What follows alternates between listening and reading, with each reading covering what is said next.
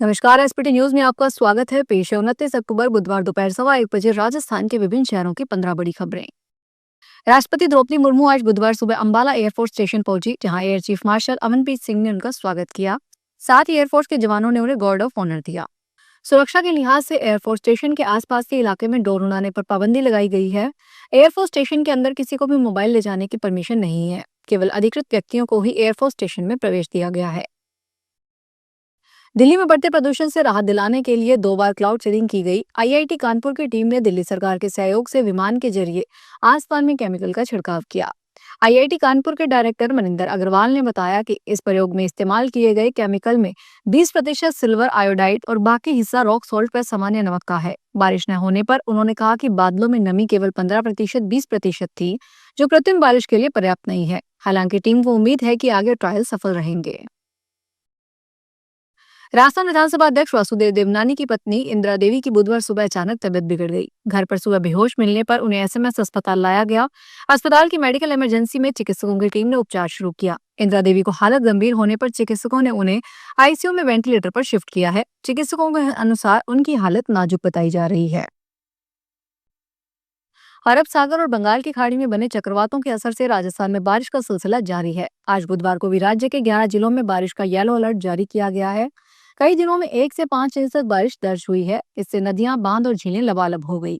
ऐसा पहली बार देखने को मिला जब अक्टूबर में बांधों के गेट खोलने पड़े हो। बारिश के अंदर दिन भर बादल छाए रहने से मौसम में ठंडक घुल गई। जयपुर, अजमेर, बीकानेर, भरतपुर, उदयपुर और कोटा संभागों में दोपहर बाद हल्की शीतलहर चलने लगी। अचानक बड़ी सर्दी के असर के चलते लोग गर्म कपड़ों में नजर आने लगे हैं। राजस्थान में मतदाता सूची पुनरीक्षण कार्यक्रम के ऐलान के साथ ही सियासी आरोप प्रत्यारोप का सिलसिला शुरू हो चुका है। कांग्रेस आरोप लगा रही है कि एसआईआर के बहाने बीजेपी वोट चोरी करना चाहती है। वहीं बीजेपी ने पलटवार करते हुए कांग्रेस को ही वोट चोर बता दिया।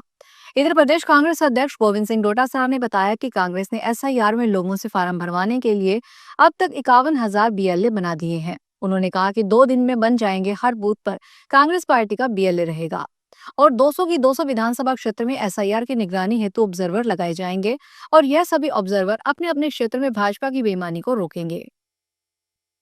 यात्री सुविधाओं को देखते हुए रेलवे ने कुरुक्षेत्र व फुलेरा शकोर बस्ती फुलेरा अनारक्षित स्पेशल ट्रेन संचालित करने का निर्णय लिया है, जिससे देवउठनी एकादशी पर खाटू श्याम मंदिर आने वाले भक्तों को राहत मिलेगी। रेलवे अधिकारियों के अनुसार कुरुक्षेत्र फुलेरा अनारक्षित स्पेशल ट्रेन 30 अक्टूबर से 2 नवंबर तक कुरुक्षेत्र से फुलेरा, कुरुक्षेत्र अनारक्षित स्पेशल ट्रेन 31 अक्टूबर से 3 नवंबर तक फुलेरा से चलेगी।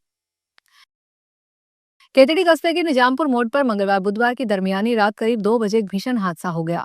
यहाँ हार्डवेयर की दुकान में विस्फोट होने से जोरदार धमाका हुआ। धमाका इतना तेज था कि दुकान का लोहे का शटर करीब 60 फीट दूर जाकर गिरा, जबकि दुकानदार करीब 20 फीट दूर सड़क पर जा गिरा। हादसे में दुकानदार की मौके पर मौत हो गई। धमाके की आवाज से आसपास के इलाके में दहशत फैल गई। लोगों ने तुरंत पुलिस और फायर ब्रिगेड को सूचना दी। खेतवी थाना पुलिस मौके पर पहुंची और राहत बचाव कार्य शुरू किया। राजस्थान में नया शिक्षा सत्र अब 1 अप्रैल 2026 से शुरू करने की कवायद शुरू हो गई है। इस संबंध में शिक्षा विभाग के शिविरा पंचांग की बैठक में निर्णय किया गया है कि आगामी सत्र समय पर प्रारंभ हो सके। इसके लिए इस बार सभी परीक्षाओं का समय पूर्व निर्धारित कर दिया गया है। शिक्षकों का कहना है कि अगर सरकार को 1 अप्रैल से नया सत्र प्रारंभ ही करना था तो निर्णय पहले ही किया जाना चाहिए था। अब कोर्स पूरा करने का दबाव बढ़ गया है।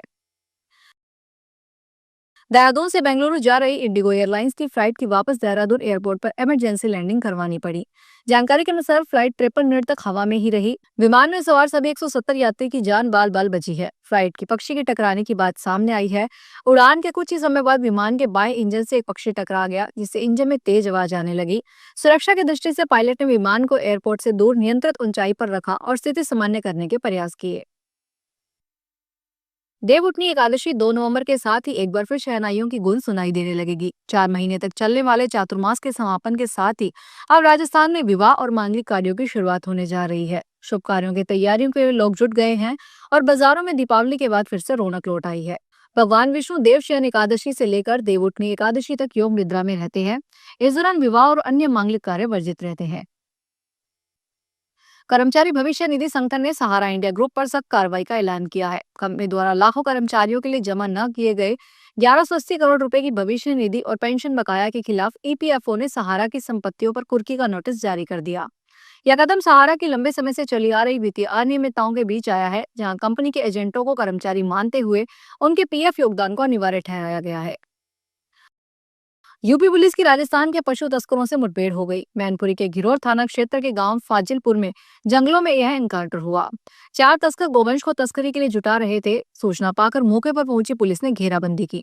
तस्करों ने सरेंडर करने की बजाय फायरिंग शुरू कर दी। जवाबी फायरिंग के दौरान 2 तस्करों की टांगों में गोली लगी और वे गिर पड़े। मौके से भाग रहे 2 अन्य तस्करों को भी गिरफ्तार कर लिया गया है। घायल तस्करों को अस्पताल में भर्ती करवाया गया है। फिलहाल इस बुलेटिन में इतना ही। फिर हाजिर होंगे बड़ी खबरों के साथ।